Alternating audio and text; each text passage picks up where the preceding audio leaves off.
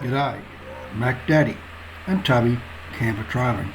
Today we're at Lake Clifton near Mandurah in Western Australia.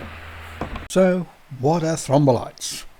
Thrombolites are very rare and they're only found in a few places around the world, including parts of Western Australia. Thrombolites are ancient, living microbial communities thought to be one of the first oxygen-producing life forms on Earth. The Thrombolite reef at Lake Clifton is over 2,000 years old.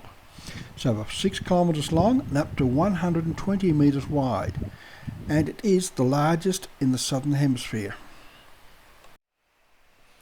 Do not walk on this foreshore or around the thrombolites, as the microbial mat from which they grow can be destroyed. There are numerous signs on the boardwalk telling you details about the thrombolites. These are included shortly, and this is also the location where there is a walk towards one of the Mandurah giants. I'll give you a sneak peek at the end of this video.